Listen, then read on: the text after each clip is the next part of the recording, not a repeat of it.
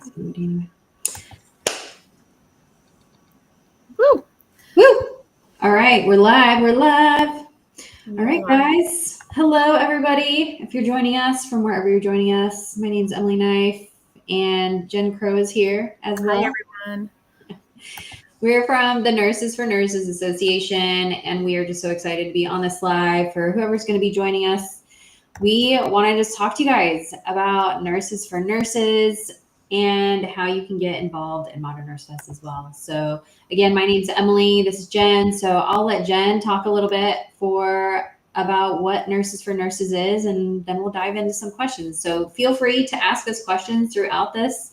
We'll be on live, and we'll keep going live every week, so you guys can ask us questions, and you can ask questions about nursing too. So don't feel like it's just nursing, but it's really whatever. So ask us whatever. So all right, Jen, we're here for it all. We're here for it all. My name's Jen. I've been a nurse for 10 years, more than that now, 11 or 12. And, we just got to a space where I think for both Emily and myself, where we really needed support to help us grow in our career path. And neither of us were finding that in the spaces that we were in. Emily comes from a world of academia and psych nursing and home health, home hospice. I come from hospital nursing into leadership. I've been in a float pool. I've worked in the ER. I've worked in a doctor's office in their clinic, and really going in as like a new grad, you're bright and shiny, and you develop all these skills and you learn so many incredible things. But I think we all kind of hit this like 5-year, 7-year mark where it's like, oh, like all of this stuff that I'm seeing, all of this really traumatic stuff that I'm dealing with, there's nothing that is being offered to really support my mental health and mental awareness.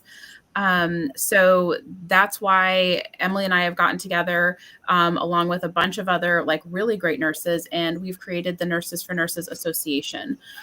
This is an association, not like anything else.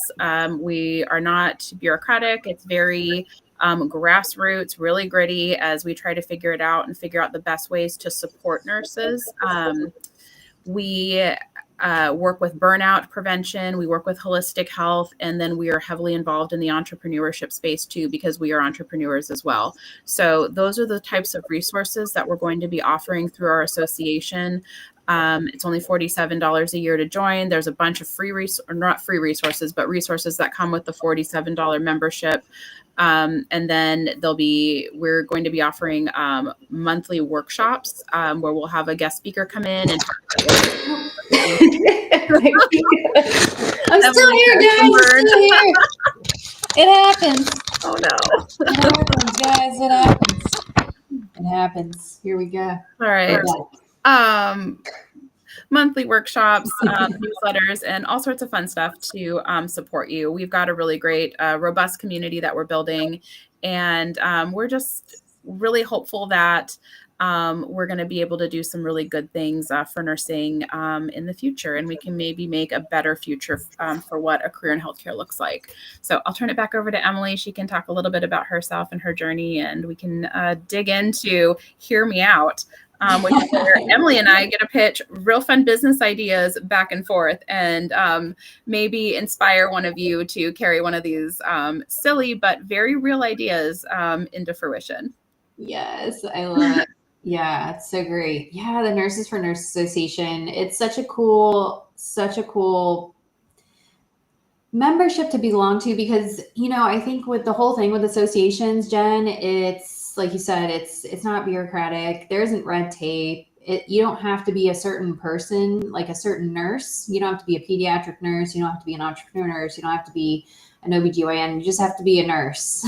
So like whatever that looks like, maybe it's an STNA or a CNA, or it's your student nurse, right? So we encompass all nurses, and there is no other association that does that. Even the American Nurses Association doesn't really include like CNAs or STNAs. They're more focused on licensing, or if you're a retired or a student nurse. So yeah, we're like open for everybody. And that's what we're excited about, because both Jen and I have been not included in things in our life, and you might have been not included in things too. And it doesn't feel good, right? And nurses should be all together. We should be united. So we're really excited to do this. And yeah, my background, I've worked everywhere because I get bored really easily. And so I wanted to try all facets of nursing. I didn't want to just get stuck in like bedside for 4 years. And I was a medic in the Air Force. So I had 4 years of being a medic in the Air Force, which is really kind of like a nurse, to be honest. I mean, I held a pig's heart in my hand during training, and it was like, and it was beating. So it's like really cool thing to think about nursing and how it kind of translates from being a medic in the Air Force or even the Army, or like a Navy medic as well. But yeah, I've done hospice, which was really fun. I loved being a hospice nurse, home health, case management.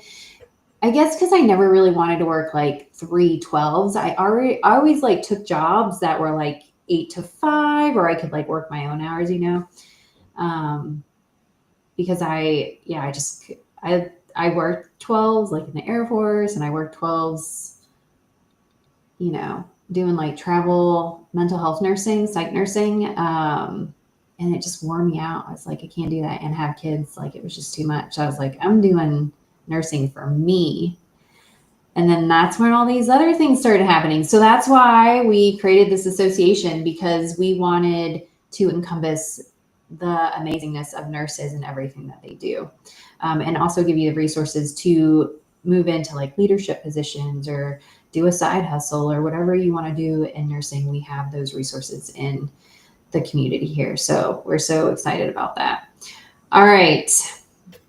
I'm excited about this. So Jen came up with this, and I was like, this is so dope, because we always are pitching constantly. Like every day we pitch ideas to each other, Yeah. and some of them we take and some of them we let go of.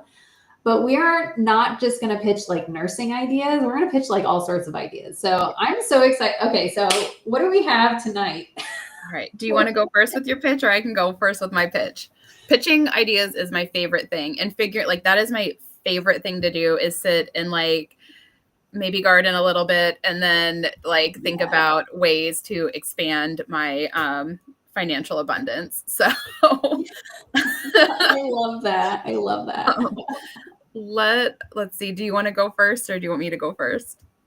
You can go first. You'll go first. Here, Okay. go first. So this is an idea that I had actually several years ago, and I still think it's a really good idea. I think it's going to be hard to implement, but I think if somebody has a will, there is a way.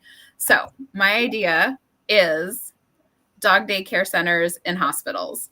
So basically, and I like, for anybody out there that is like, hospitals need childcare. That's what they need, so we can go to work and have somebody watch our kids for the time that we're at work. Yes, that is a thing, absolutely, but it's not as fun as a dog daycare, and that's not my pitch. So yes, there's space for that, but that's not for me. I am an avid dog lover. I have 3 dogs. I have always had multiple dogs. Like, they are my heart and soul, and I have dog blood in my blood. So yes. Oh my God, I love this. So basically, the idea is that the hospital would create space on their campus and set up a dog daycare center. This could serve both the nursing staff, the hospital workers, any of the staff members, but it could also serve patients. Coming from like a leadership position, I can't tell you how many times that a nurse would come to me and be like, this patient is going to leave against medical advice because there's nobody at home to take care of their dog. And so this is just an opportunity for hospitals to lean into that space and basically like profit off of it. This is a profit center. Dog daycares make a good amount of money. And especially this could be staffed 24/7. So it could serve day and night. The liability is way better than like a child care center, because you're dealing in, unfortunately, dogs, like they don't count them as people. So there's not as much liability, but you could also do some really cool like wellness stuff throughout the hospital. Like, what if every shift there was an email that got sent out to all of your nursing staff or hospital staff? When I say nursing staff, I mean the whole hospital. I don't just mean nurses. Like, Yeah. That's what I mean. But it could get sent out and it could be like the cute picture of the day, like, or like dog artwork of the day. And it just could be just a little bright spot in like everybody's day, you know, to go see the dogs. And then maybe they work with a rescue and there's like some rescue dogs in there. And then it gives like hospital staff a chance to like, you know, maybe have their own dog at home. Cause I know like when I come home to my dogs, like that is like, oh, like it's like you cuddle with them and snuggle with them and it makes you feel good, and it actually increases like the neuroplasticity of your brain.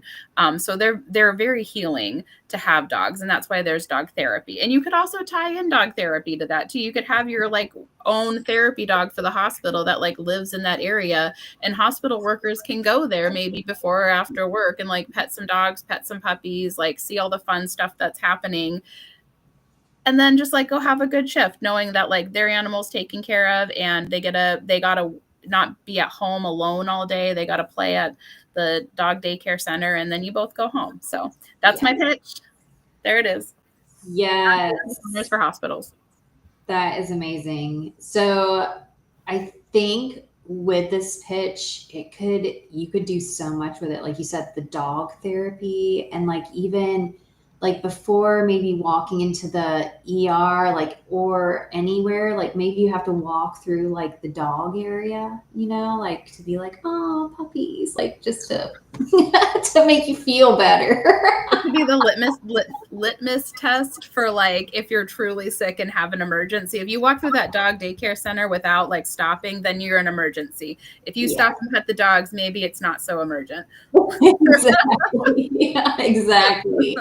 I love that. Yeah, that is so cool. I was even thinking you could even you could like pair up with you know, like the veterinarian schools or whatever, and they could like the techs could come in and do like their clinical work, or I don't know, whatever their requirements are for veterinarian school or something like that. You could even do something where like you have like your hospital staff working there. So maybe instead of 3 12s, maybe you do like 2 12s and then a shifted like dog daycare center. And then you've got, you know, 4 hours to pick up somewhere in the week, and just kind of break it up. So it's, you know, like they get to have like the fun and work in like something totally different, but it's still through the same organization. Yeah, I think that's super cool. Yeah. So there it is. So whoever wants to start a dog daycare for their hospital, if you do this and it's successful, please reach out. Yes, dude, you get the profit share on that. Yeah, heck yeah. Yeah. Oh my gosh, that's such a good idea. I know. I always think that like, I think they do this, but I mean, this is a different thing. But like the child care centers and long-term care facilities, like I love that. Oh, yeah. I love that. Okay, we can't. I have to like keep those ideas because we're having more of these hear me out questions.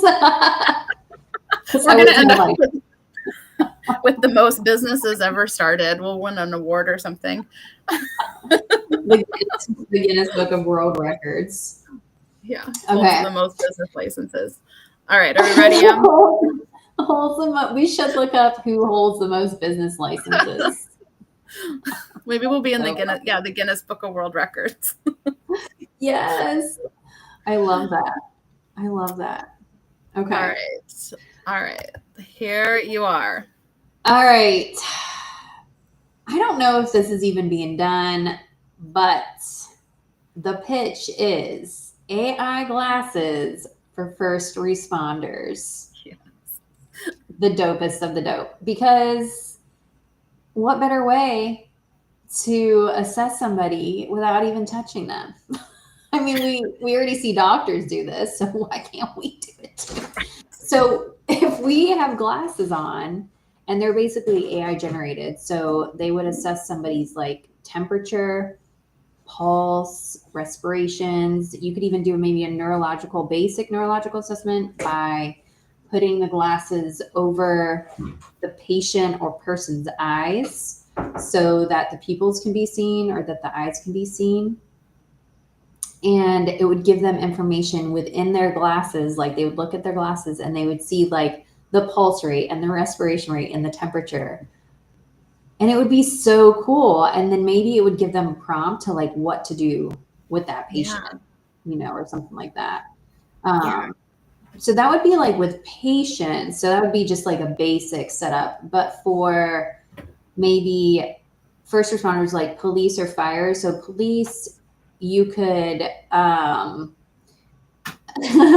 you could scan somebody's license plate. I was just thinking about how I got pulled over.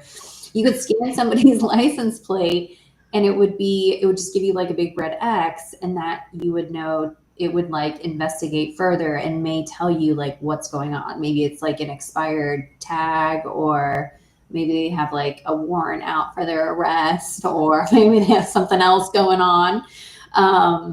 And that policeman would be able to see, or woman would be able to see like what's going on with that person without having to type in their vehicle, in their police vehicle. Because why are we getting pulled over for using our phones if they're sitting here on full on computers, like driving and typing at the same time? It's just like kind of catch-22. So that is my pitch. And I think for fire, you could even do the thermal, like with the medics. You could do a thermal range. They probably already have something like that. It's kind of like the night vision situation. But yeah, I think Elon, if you're out there, Elon, hear me out, man. Hear me out. I going back to like in a clinical setting to help you with your assessment, you could take that a step further and it could integrate into the charting. And so you could like have your like, your focused assessment, what you see with your eyes, and and you can be talking too. So it picks up on like other things to chart on, and it just automatically could fill in to like the EHR. How cool would that be? Yes. Heck to the yes. I love that. Yes. Yeah, because I don't know if we were talking about it, but like the whiteboard situation. Mm-hmm. Yeah. Yeah. Like an AI whiteboard where when you walk in and you're like doing your like not like hourly or 2-hourly rounds, it automatically kind of picks up on that and like hits all of the triggers for, what you're supposed to be doing, like all the stuff that, your boss walks in and they're like, you haven't updated your whiteboard in, 3 hours. And you're like, I promise I was in there, but like, I have other stuff to do besides like go over and like, the freaking mark up the whiteboard, put a check mark on. So it just picks up everything and it automatically just kind of like does like a refresh. My like old fashioned brain thinks of like those tickers that like roll into like new information. Yeah, like at the train station. Yeah. Like that. Yeah. Yes, that is so cool. Yeah, that's totally how it could be. I love that idea. Yeah, I'm sure it's already out there. Who knows? But yeah, I love how that could like translate into the EHR situation or EMR. What is like the current? Is it EHR or EMR? Or is it where you always hold it EHR? But it could just be like, I don't know, regional or wherever, I don't know. Yeah. When I was in the Air Force, we were like rolling out Oasis. It was like EMR, electronic medical record. But I think that was like early days. Yeah. It's like EHR, health record. Yeah. We just called it Cerner. Cerner. It's absolutely AI takeover right there. Cerner. God, to have to like do the branding and marketing for something like Cerner, That sounds horrible. Like just make it as boring as possible. Cerna sounds like a brown logo. It just sounds like a brown logo with white writing that just says Cerna. It sounds like it sounds like really bad hold music, like that, like like that kind. Like it's like you can play it on like a keyboard, I know exactly. There's a chick on TikTok. Have you seen her? She plays that hold music and she like says something. She's like, please hold. And then she just like sits there and like does the whole music, and then she comes back on and she's like, please hold, and it's just the music, and I'm like, what the hell is happening? But yeah, the crazy Cerna. Yeah, so yeah, that's Elon. We have a one on Nurse Boss Vibes on TikTok. Maybe it's Elon. It's Elon coming in. He's watching, and he's going to install or give AI glasses to all first responders to do our assessments and our charting. That'd be amazing. Yes. Yeah, and for fire, it would like maybe show you the quickest way out of a burning house. Like it would sense like where the cool spots are. So like firefighters could just get away from the hot spots and they could find like the cool spots to get out. I don't even know if that's like the terminology they use, but yeah. There's like, have you seen that? It's called like Backdraft or something. It was like from the 80s or 90s. Mm-hmm. Yeah. It's like the firefighter movie that they should have totally wore the glasses in that. They would have all died a bunch. Yeah. Died. Only the 80s had AI. I think they were just coming out with like heat detection. I mean, I'm sure the government has had all this technology for, probably forever. For sure. They just have to like trickle it out to us normies like very slowly. Yeah. They already have like aliens and stuff coming in and doing stuff probably. Who knows? Maybe we're the aliens. Did you ever think about that? We might be the aliens. I like to think about that when I'm gardening. Maybe I'm an alien. Yes, we might be aliens. I could totally see that. Yeah, these aliens would not need AI glasses because they would just like Elon has that Neuralink, right? Like the chip, which is pretty great for people that aren't able to use their body parts, but their mind is still there. Like, how cool for them to communicate. Like, it just sets them up to feel like they have a purpose because so often that's like the number one thing why people go into depression and stuff, especially in those types of circumstances, because they're not feeling like they have purpose. But now they're like neurolinking and like getting on TikTok lives and stuff, like not even using their arms or feet. That's really cool. It's amazing. Yeah. It's so mind blowing. Okay, what else would you do with the glasses? Would you use it for any other purpose? It'd be really cool if they were able to do like an X-ray, right? Like just a real X-ray. Just you could have it, and like you wouldn't even need like the radiology techs to do it. They could just go in, do like a little X-ray, and then it uploads it into the chart.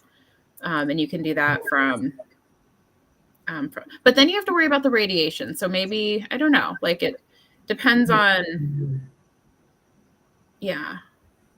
Yeah, maybe I feel like that's coming because I feel like there's like I've seen like technology where you take your like phone and take a picture and then it can like get into there and see stuff.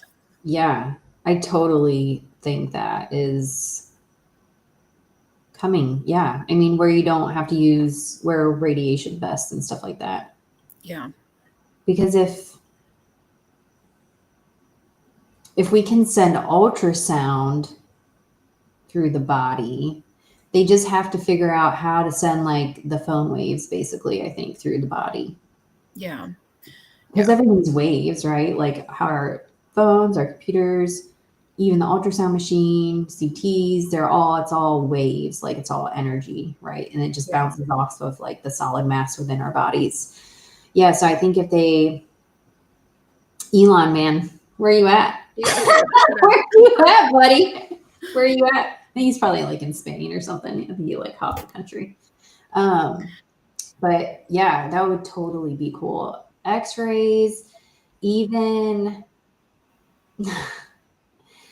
like maybe dentists could find cavities or maybe see like into the tooth, maybe just to see how like deep a cavity goes or a problem area. That would be really cool. Or they could see like, like the X-ray situation you were saying, like maybe they could see the actual, like the jaw of the person just by looking at them. So they'd look more like a skeletor, like a skeleton. It could almost be like it could detect like soft tissue stuff too, like gingivitis or cancer or stuff like that. It maybe like, I think my thought is like maybe more of like CT imaging.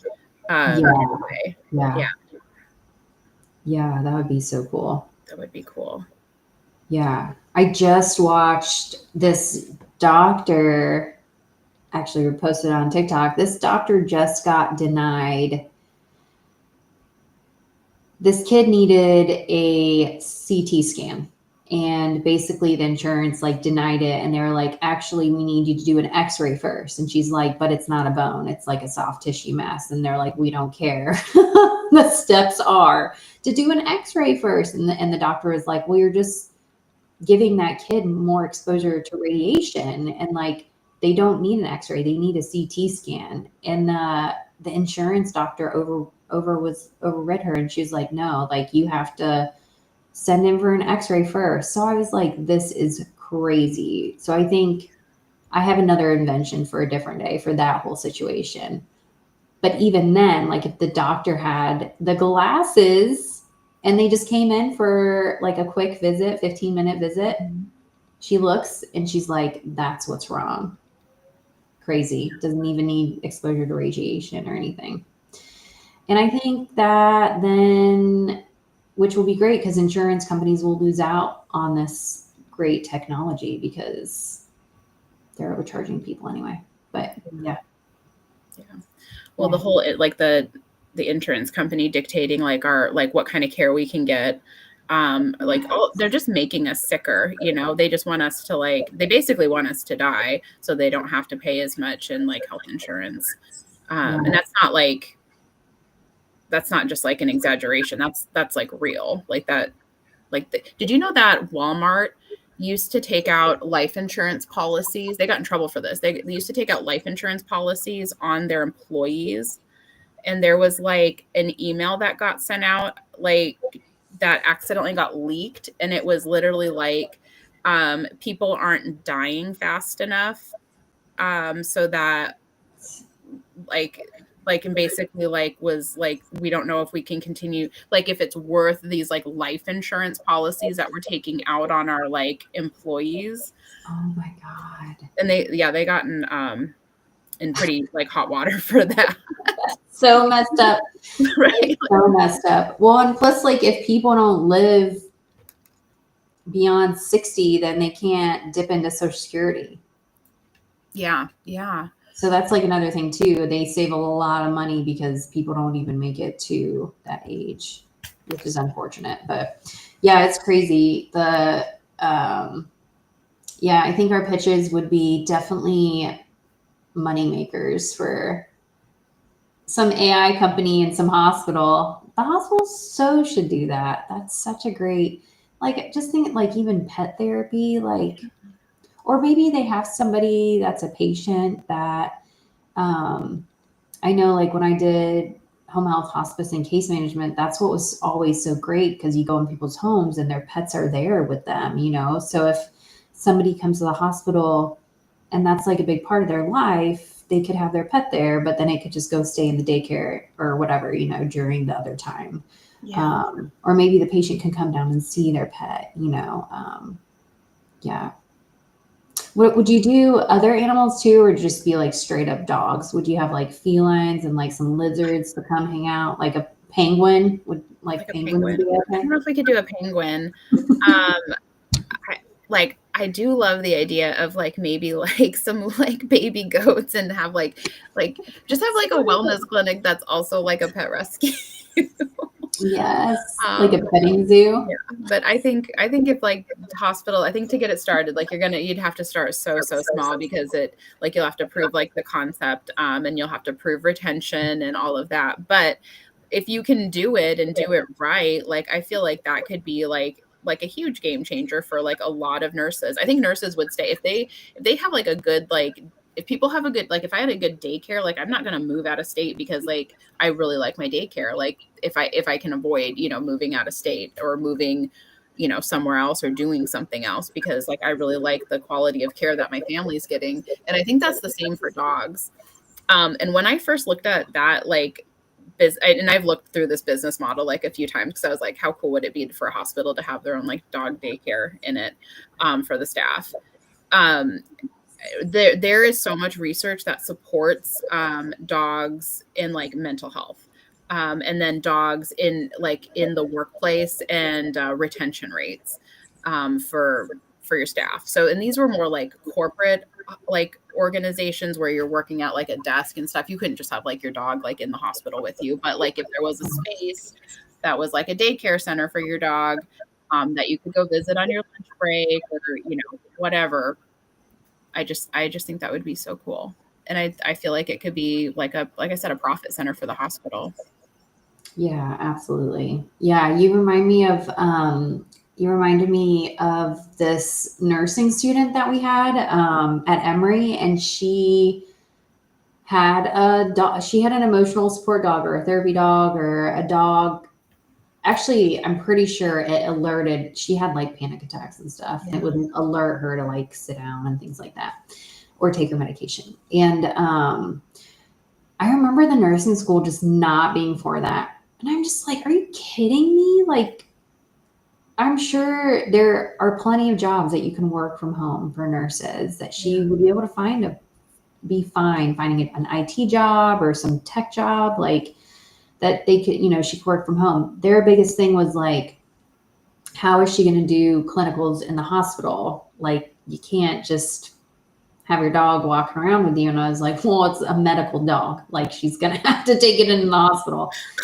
They were just so against it. I was like, we're going to figure out a way to make this work because it's just clinical. Like, she can get through the clinicals, because then she's going to be able to go find a job somewhere. They were just so against it. And just like, so I'm so excited. It reminded me of at Modern Nurse Fest, how we're going to have, hopefully at all Modern Nurse Fest, how we're going to bring in these adoption agencies for adoptions for dogs. I know. I'm so excited. Yeah. So we, for Modern Nurse Fest, we got approved. And Modern Nurse Fest is happening in Anchorage, Alaska, September 24th, 25th, 26th. Coming up fast. It's going to be amazing. We've got all of these presenters. We've got workshops. We've got an RN escape room and an art therapy center. And we're going to have a Moxie Scrubs fashion show. And it's just going to be amazing and so much fun. But we've also been in contact with a few different rescues to give them some space to be able to have an adoption event at Modern Nurse Fest as well. So that is super exciting. Most of my nurse friends are big, avid dog lovers. And it feels like if you're not, like, you are soon to be, because there is nothing better than coming home to your dog. Like, I can't even tell you. Like how much they've like saved my like mental health over the years.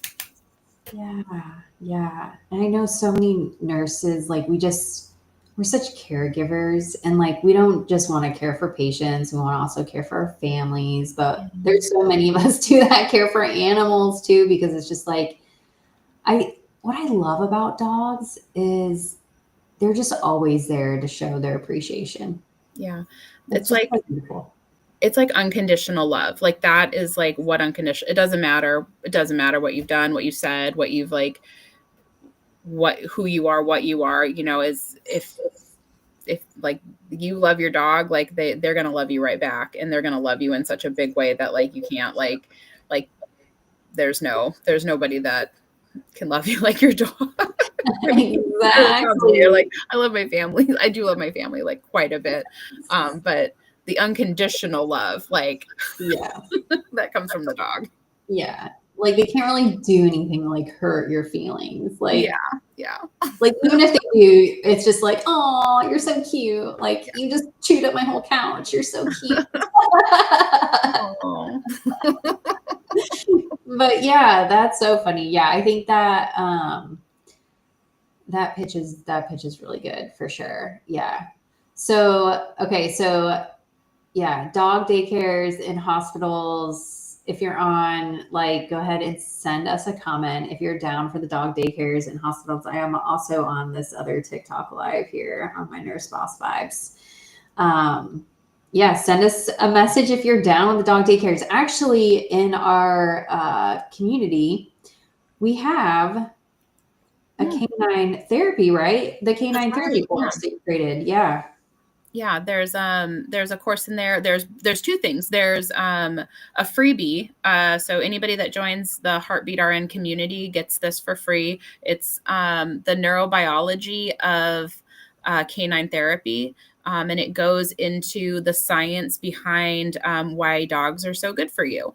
And a lot of like really great information. You get it talks a lot about like the neurotransmitters and the different chemicals that get released in your body, and then a lot of case studies. So it's really like heavily involved in the science of it.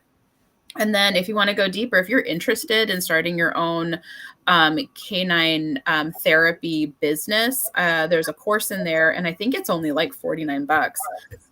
Yeah. Which is really good. And it walks you through like the whole process of like getting your dog certified and all of that stuff that you'll have to turn in or have on hand to be able to show that your dog is like a true therapy dog. But then it goes into like also starting that business and like what's all involved in it. So, the whole package there, like the free course and then, or the free, yeah, I think it's a class. Yeah. Free class. And then like the business part of the class, $49 for all of that together is like a huge steal when it like that could be like your like next endeavor, and maybe you don't have to work bedside and you can just do that and support your community with you and your best friend. So yes, I love that. Yeah, yeah, absolutely. Yeah, because you could even go into, like, not that some people might want to, but you could, even though you work 312s and you have a couple patients and you have a dog and you have a therapy dog,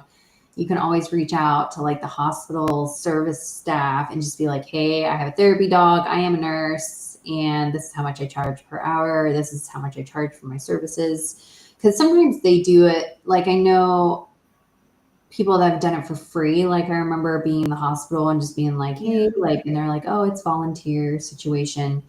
But I think, what you could monetize on is like going in people's homes, like the whole hospice situation, like the hospice, people that are bedbound, people that, are more isolated, that aren't able to get out of their homes and things like that right there. that'd be huge. Yeah.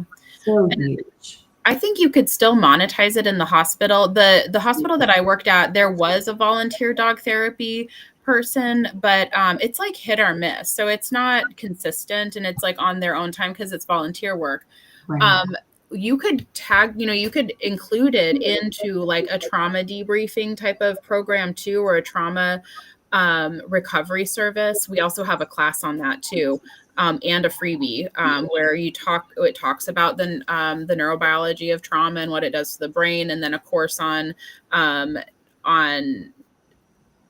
debriefing single incident trauma. So you could take those courses, and I think like all of it together is like under $100. Wow. All four of those courses, and create like a really robust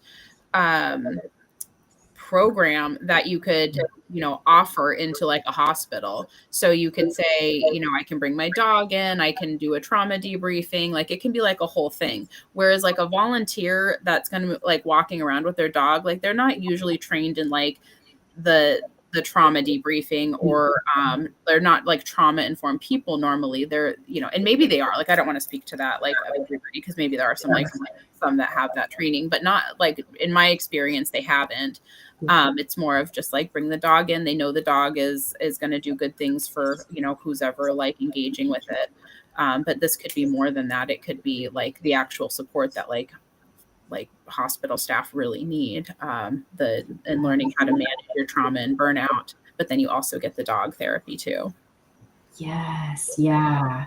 Yeah, and I think, they could even utilize the dogs in a debriefing. Like, honestly, I think you could bring it into a debriefing like incident. So maybe Yeah. there was just like a significant code that just happened. Maybe they tried to resuscitate that person like several times, which it does happen, unfortunately. Um, that's pretty traumatic, I think, on staff. And having an animal there can really help bring the nervous system back into a calmer state. Yeah. Yeah, that would be so cool. I know they do it with like horses, like our friend Matt does hooves in Ohio. You know, they do like the horses for veterans with PTSD.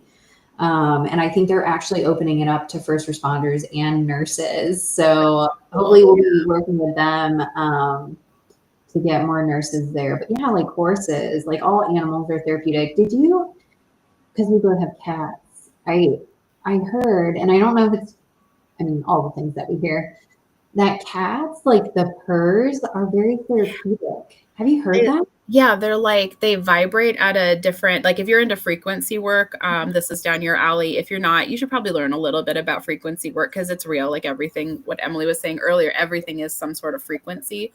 But I guess the frequency of their purr is like will higher your like natural like vibration. Yes. So That's so yeah, fascinating. cats are very, and so I don't know if you've like, because I have cats too. I've got two cats, and they always seem to know like when I am like not feeling my best or sad. And I've got one that likes to, he'll like lay like kind of right on my like chest and do his little needy thing, and it's always when I'm like just not feeling great. So I'm wondering if he can kind of sense my like whatever's going on. And then he's like, oh, she needs some, like, it's like cat Reiki almost. Yes, that's exactly what it is. Yeah. Yeah, for sure. Yeah, cat. Yeah, I felt like that. Cats are very in tuned. They're very in tuned. I think they like know what we're talking about because earlier I was playing with the kitten and I was just like rubbing her back and I was like, if I asked her, I was like, if you like this, touch my mouth with your paw, and she was like, she just kept trying to put her paw like on my face, and I was like, oh my god, I was like, is that serious? So I asked her again, and she did it again. I was like, oh my god, my cat understands. My cat understands me. I feel like they do. Like, how do you live in a household like with like English speak? Like how do you live in a household and not understand the language? Yeah. I think we don't know enough about animals. I know we don't know enough about them. Just Yeah. like we don't know enough about women's health. Like, It's the same thing. It's in the same category. or the brain in general. The brain, women's health, and animals. Yeah. Can somebody just, maybe that's the pitch, just have somebody study those. Study those, get back to us because we want to know everything about them. Yeah, women's health. Yeah, like even the whole I just saw an article that this poor lady was diagnosed with dementia and it was actually menopause. Oh no. Yeah, because her, progesterone, testosterone were going down, they were plummeting, and nobody checked her freaking hormones. And she got started on HRT, like hormone replacement therapy, and fine, functioning was fine. She just needs some freaking hormones. Like that is like where the problem like lies, right? Like in um when we used to diagnose for psych, like back in the 50s, 60s, 70s, women were getting their uteruses removed because they were held as being hysterical or hysteria, right? Like medical psych stuff is fascinating. History, like I want to teach a course on that because I love that shit. Yeah. That is so messed up though, because all the things they used to do to women, particularly to make them be,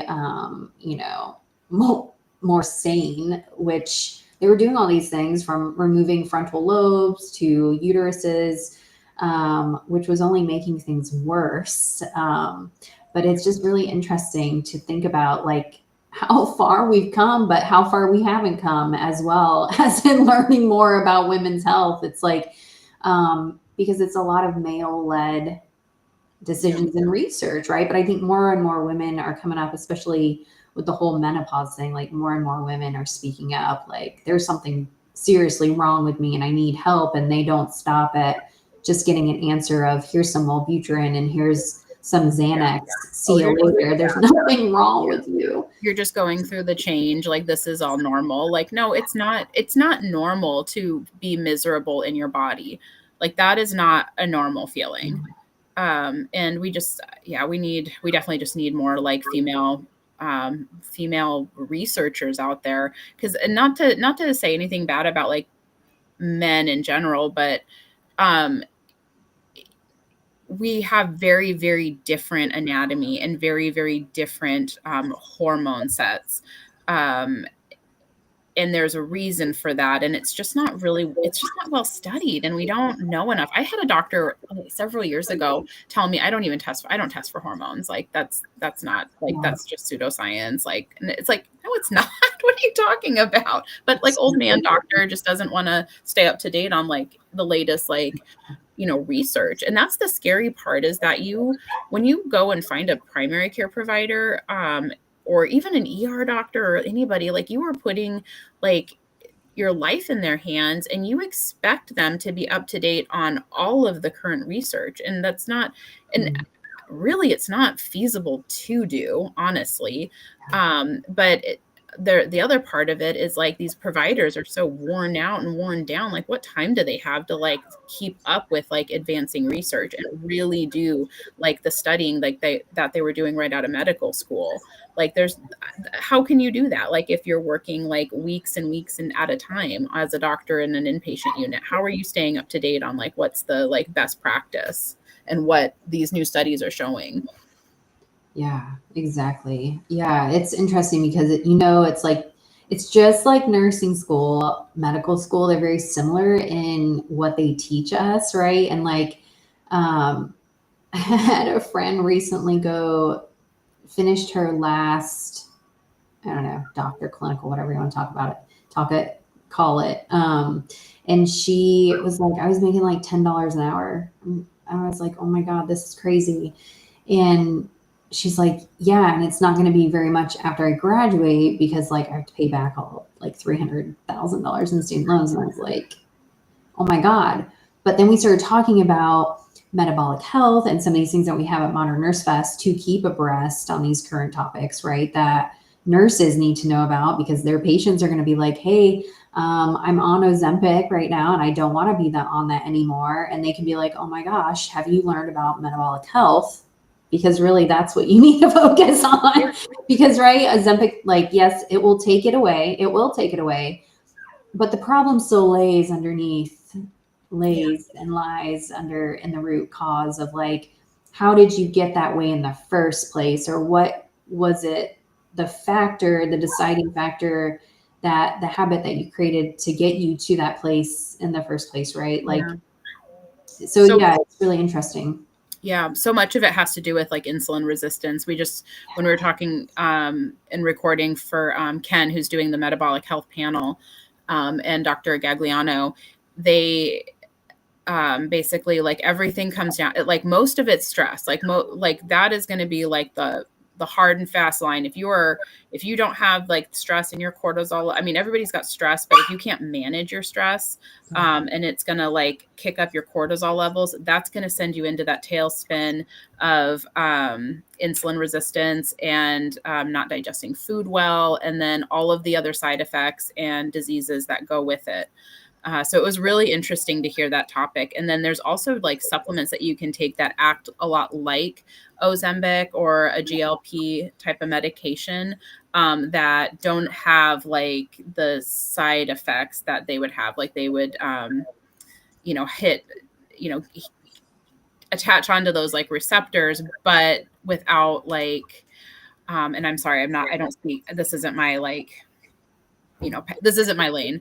But it's like, it doesn't have the side effects is basically what I'm trying to say. Like the slowing down of like the motility for like your gastric system.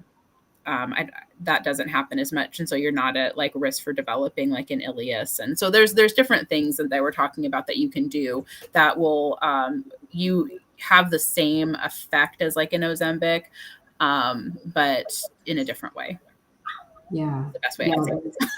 Yeah. No, I think that, yeah, you hit it. Cause it's really just offering like other options, right? And that's what nurses are so good at, is offering like all the other, but if you don't know what the options are, like we were talking about how doctors have to stay abreast on current, modalities, metrics, and procedures, that nurses also do too. So that's why we're holding Modern Nurse Fest, because we're going to hit on a lot of these topics, such as like AI, biohacking, metabolic health, supplementation with plant medicines and gardening and things that nurses might be like too afraid to talk about, maybe within the workplace or even outside of the workplace. Nurses are still afraid to talk about these things due to repercussions that they might get from their employers. So we definitely don't want that to be a deterrent, because if you come to Modern Nurse Fest, you're going to get hooked up with a bunch of CEs. In those topics. So even if you come to Modern Nurse Fest and you're like too afraid to sit in a workshop that's maybe that you're really interested in, but you're like, I'm just not going to be able to step foot in that. What the heck? You can look at it online, because we're going through RN Renegade for our CEs, which is another cool thing. And another great way to make money. We have a course in our Heartbeat for CE provider, which is another great way to make money. I mean, we have so many cool ways to make money in there, Jen. I know, it's so good.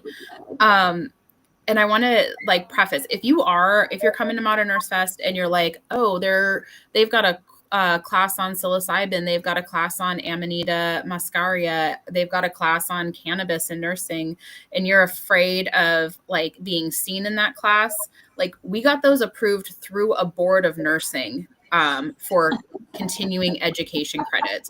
So a board of nursing is telling you that, yes, you can have this information, you can take this class and we'll give you credit for it. And it counts towards your nursing license because it's like prudent information that you should know. So don't be afraid. It's stuff that you should know.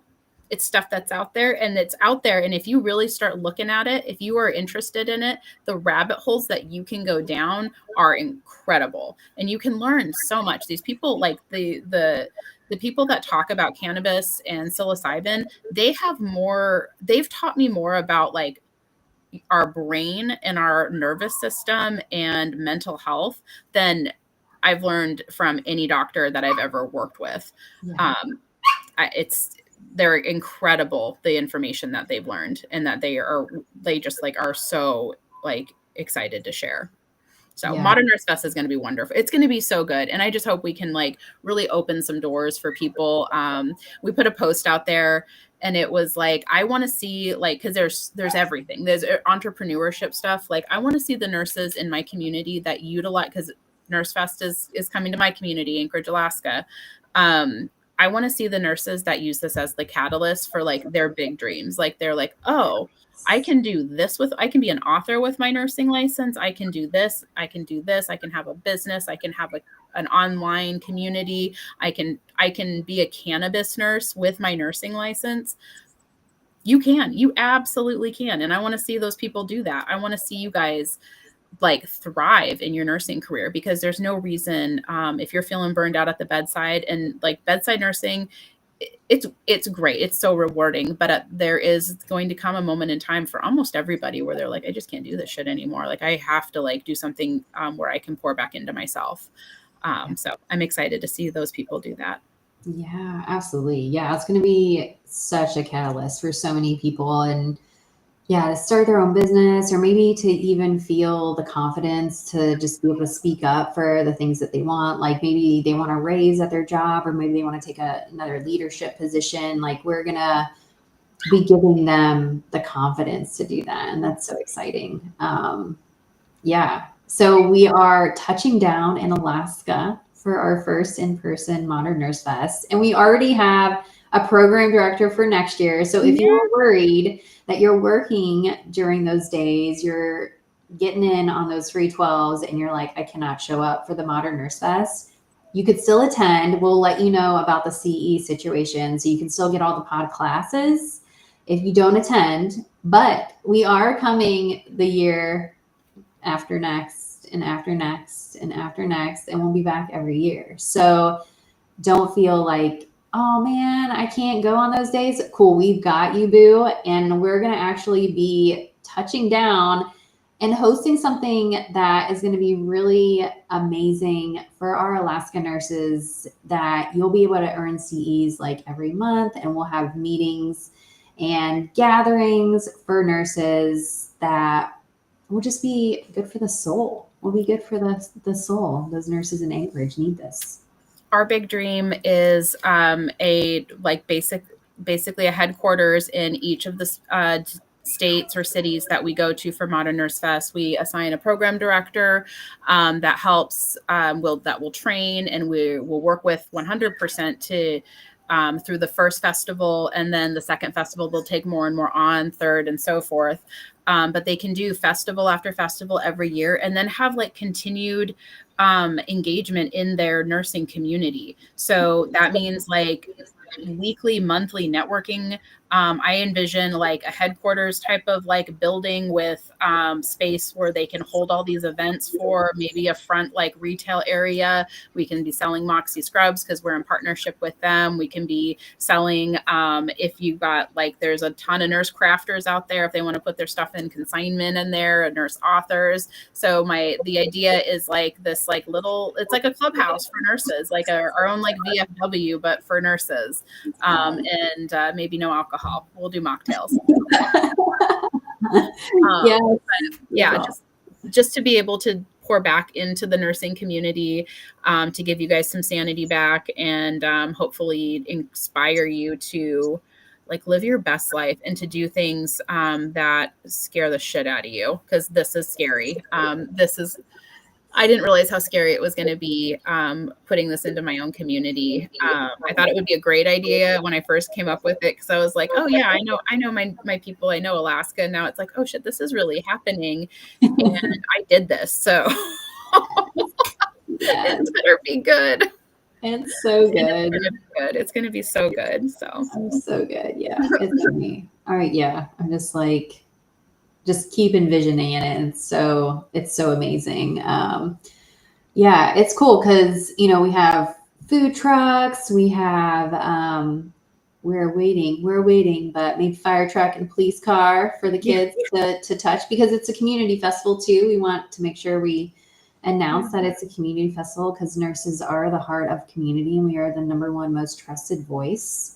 So people should start listening to us. And that's why we're holding Modern Nurse Fest. So we can shout from the rooftops, like all the amazing things. Yes, all the amazing things that nurses are doing. And what's cool is, I think a lot of nurses that are within the communities, like people don't know that there's these offerings, or that there's these types of nurse coaches, or, plant medicine nurses and things like that are in their communities. So it's going to be a very beautiful exposure of businesses, nurse-owned businesses, and some not nurse-owned businesses, but maybe businesses that can help the community in whatever they're trying to accomplish. So yeah, we got lots of cool vendors / exhibitors, like, so IV hydration, like I've never been to a nursing conference that has IV hydration, like that I could actually get IV hydration at the fest, right? That's right, Jen, right? Like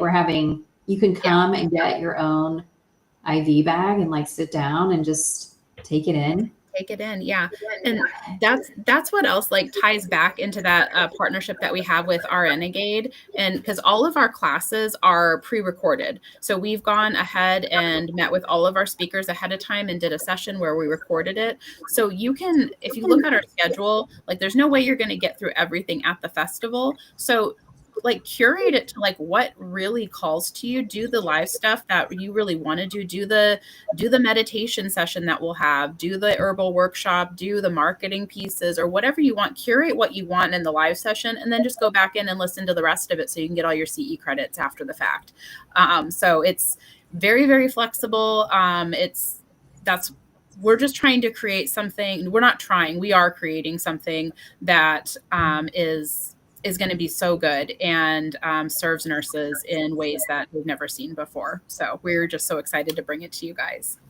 Yes, Alaskan nurses. And we didn't forget you, lower 48. We are coming down to the lower 48, as Alaska likes to call it. I don't even know. Like I've never even heard of that until you, so Jen. Funny because it's such a like common expression. And when I think it was when we were in California with Lindsay, and she was like,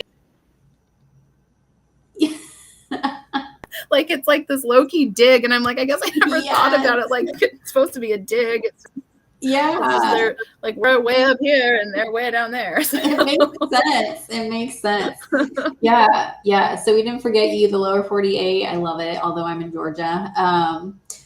And yeah, and by the way, Jen and I have been doing this, like we've been hooking up periodically, like when we travel, but most of the time we are doing this from 2 different states that start with A, which is pretty funny. So, well, city starts with A, state starts with A. It's late your time. It's late here. It's fine. And yeah, so it's gonna be so cool. So 48. So we have California. I'm not gonna go in order, but I'll just say so California. We're hoping Sacramento, I think area, right? Sacramento area, yeah. Probably around. I'm looking to like UC Davis area is where I'd really like to land. So somewhere in there. And these are not like exhibitor halls or like big conference centers. Like we're coming for like your community centers, your colleges, your fairgrounds. Like that's the vibe. Yeah.